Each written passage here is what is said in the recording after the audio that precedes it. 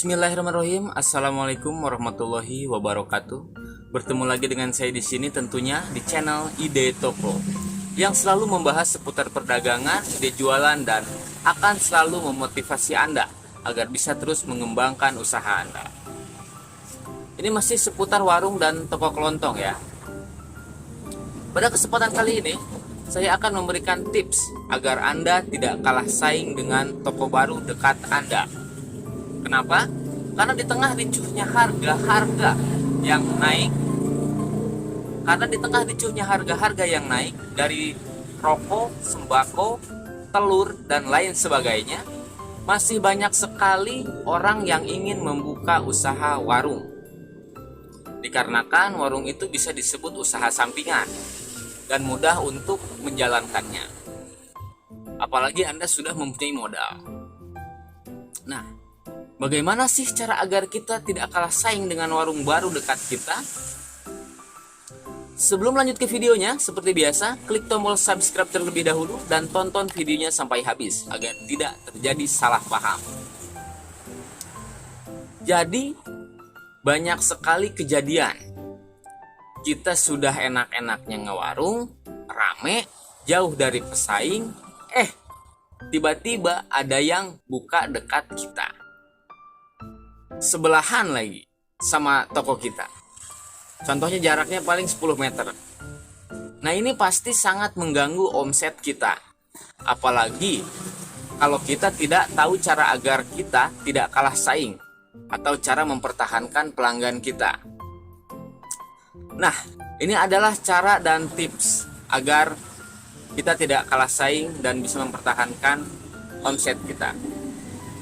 Kita langsung saja. Ini yang pertama. Yang pertama agar kita tidak kalah saing dan agar pelanggan kita tidak lari adalah mental dan pola pikir. Jadi maksudnya gini. Mental Anda harus kuat dan pola pikir Anda harus positif.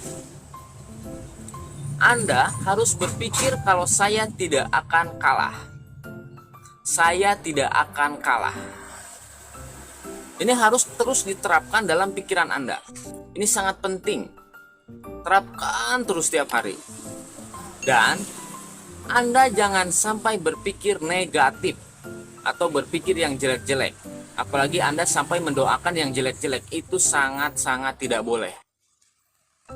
Berpikirlah seperti ini.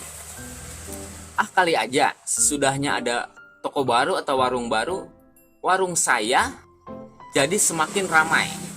Cina aja yang begitu berderetnya konter-konter laku semua. Nah, berpikirlah seperti itu. Karena dari pola pikir kalian sesuatu itu bisa terjadi dan akan menjadi doa.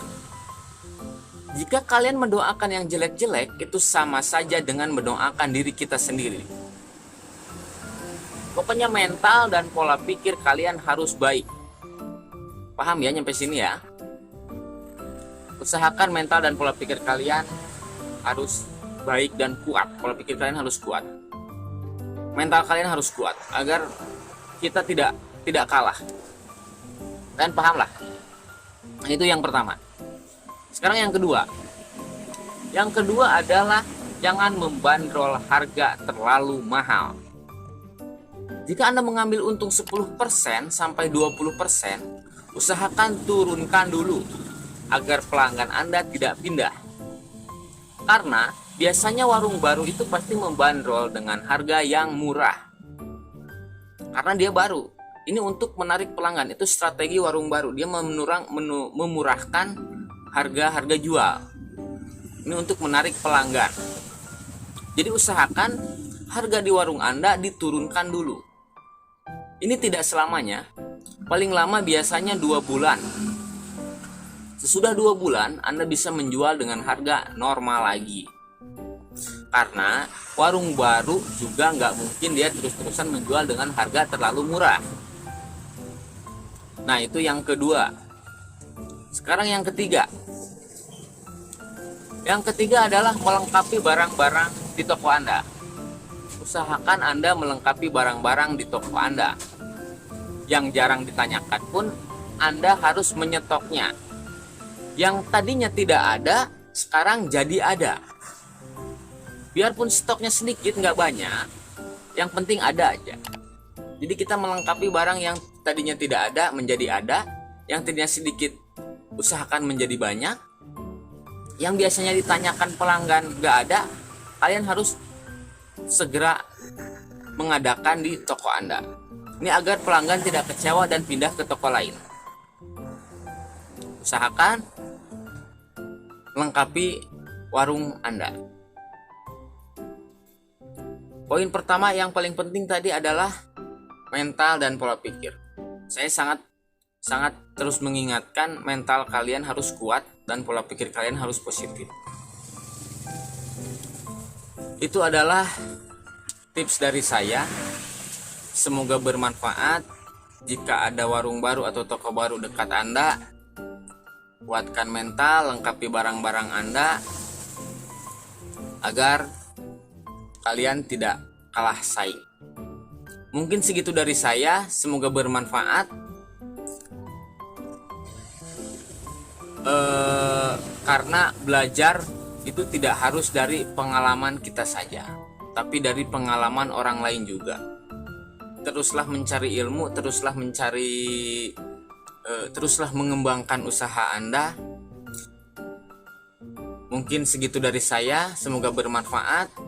Jika kalian suka dengan channel ini, klik tombol subscribe, like, dan komen. Jika ada pertanyaan, silahkan tulis di kolom komentar. Jika ada tambahan, silahkan tulis di kolom komentar.